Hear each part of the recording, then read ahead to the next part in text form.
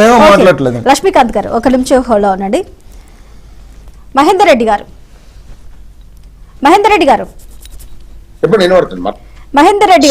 కూటమిలో ఉన్న పవన్ కళ్యాణ్ ని విమర్శించడం ఎంతవరకు సమంజసం అంటారు? అంటే తెలంగాణలోకి జనసేన గాని టీడీపీ గాని రావద్దు అనుకుంటున్నారా? ఒకవేళ వస్తే తెలంగాణలో ఉన్న బండి సంజయ్కో లేకపోతే ఇతర నాయకులకు అది మైనస్ అవుతుంది అంటున్నారా?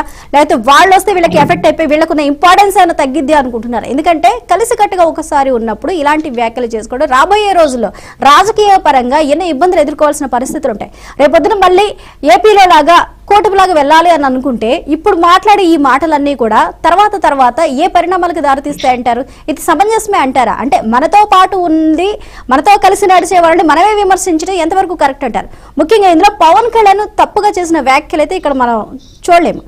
ఆయన చట్టం తన పని తను చేసుకుంటూ వెళ్ళిపోతుంది అన్నారు. At the same time Allu Arjun కూడా ఆయన విమర్శించారు. అల్లు అర్జున్ కూడా విమర్శించలేదని చెప్పడానికి లేదు. ఆయన ఇమీడియట్ గా రియాక్ట్ అయ్యి ఉంటే బాగుండేది. ఒక రెస్పాన్సిబిలిటీ అనేది కొంచెం లోటు కనిపిస్తుంది అనే అంశాన్ని కూడా, ఒక బాధ్యత రాహిత్యం అనేది కొంచెం కనిపిస్తుంది అనే అంశాన్ని కూడా ఆయన తీసుకొచ్చారు. ఇందులో తప్పులు వెతకవలసిన అవసరం ఏమొచ్చింది అంటారు?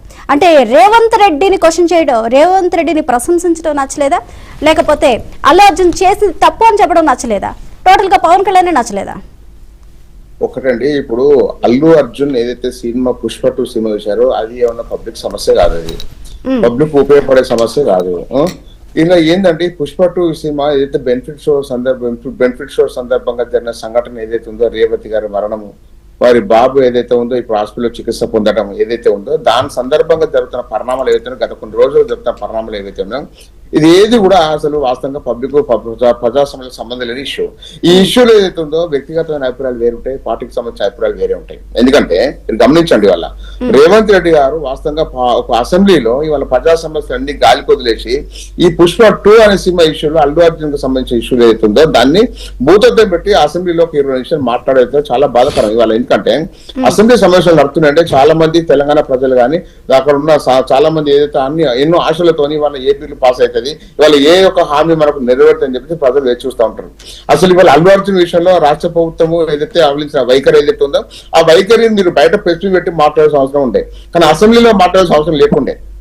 ఆ విషయంలో ఏదైతే ఉందో పవన్ కళ్యాణ్ గారు మాట్లాడినట్లు కూడా తప్పులేదు. ఎందుకంటే పవన్ కళ్యాణ్ గారు ఏమన్నారు, ఆ ఇన్సిడెంట్ జరిగింది, అదొక సంఘటన జరిగిపోయింది. వాస్తవంగా పుష్ప 2 సినిమాలో ఏదైతే ఉందో అల్లు అర్జున్ గారు ఏదైతే ఉందో రోడ్ షో చేయడం వల్లనే ఇదంతా జరిగింది. వాస్తవంగా ఆయన రోడ్ షోకి పర్మిషన్ లేదు, రోడ్ షోకి పర్మిషన్ లేకుండా ఆయన రోడ్ షో చేయడం వల్ల వాళ్ళ చనిపోవడము, తర్వాత బాబు కూడా సీరియస్ గా ఉండడం జరుగుతూ ఉన్నది.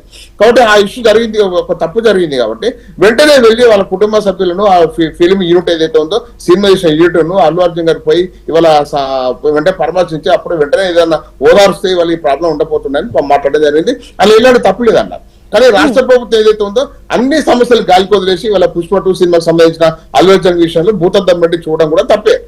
మహేందర్ రెడ్డి గారు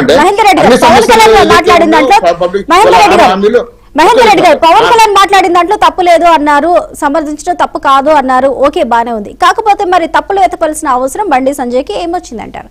ఒకటి, ఈ సమస్యలే ఉన్నాయా అన్నప్పుడు ఆ సమస్యతో బీజేపీ ఆగలేదు. అదే సమస్యకు సంబంధించి మీరు కూడా అంతకు మించి రెస్పాండ్ అయ్యారు, బీజేపీ అంతకు మించి రెస్పాండ్ అయింది. దానికి సంబంధించి అల్లు అర్జున్ దగ్గర నుంచి ముట్టవలసిన ముడుపులు రేవంత్ రెడ్డికి ముట్టలేదేమో, అందుకే ఆయన కేసు పెట్టారేమో, ఆయన పేరు మర్చిపోయారేమో, అందుకే కేసు పెట్టారేమో, కావాలని కక్ష సాధిస్తున్నారేమో, దీని వెనకాల ఇంకొకళ్ళు ఉన్నారేమో. ఇవన్నీ కూడా పోర్ట్రేట్ చేసింది ఎవరు? బీజేపీనే కాదంటారా? ఒక విషయం అంటే ఇప్పుడు మీరు డిబేట్ పెట్టారు, నేను మాట్లాడుతున్నా.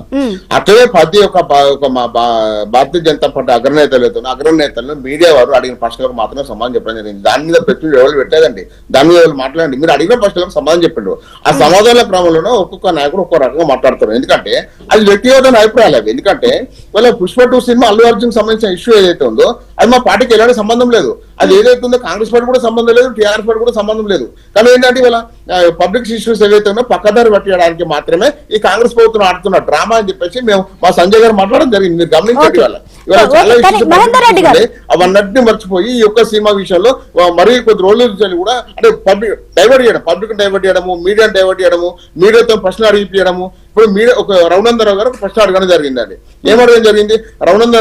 అల్లు అర్జున్ గారికి మీరు వకాలత్ పుస్తారంటే ఒక అడ్వకేట్ గా ఎవరైనా వస్తే అడ్వకేట్ వకాలత్ పుచ్చుకోవడం ఎవరికైనా సమంజసమే అది. కానీ నేను అడ్వకేట్ నేను నేను కేవలం ఏమంటారు అంటే మీడియాతో ప్రశ్నలు అడిగిన దానికి మా ఆ నాయకులు సమాధానం చెప్తారు తప్పించి మేము ఆ ఇష్యూ మీద ఎవరు కూడా ప్రెస్ మీట్ పెట్టి చెప్పట్లేదు. మీడియా వాళ్ళే మమ్మల్ని ఆ విషయం మాట్లాడమని చెప్పేసి ప్రేరేపిస్తారు కాబట్టి మాకున్న అభిప్రాయం ఎవరికున్న వ్యక్తిగత జనసేన పార్టీ ఏదైతే ఉందో తెలంగాణ లేదు, అది భారతీయ జనతా పార్టీ భారతీయ జనతా పార్టీ వచ్చే ప్రభుత్వం భారతీయ జనతా పార్టీ తెలంగాణలో కాంగ్రెస్ పని అయిపోయింది, టీఆర్ఎస్ పని ఆల్రెడీ అయిపోయింది. నెక్స్ట్ వచ్చి ఇండివిజువల్ గానే భారతీయ జనతా పార్టీ తెలంగాణలో ప్రభుత్వం ఏర్పాటు చేస్తుంది. Okay okay okay Mahender Reddy గారు ఒక నిమిషం హోలో ఉండండి. జనార్దన్ రావు గారు నమస్తే అండి.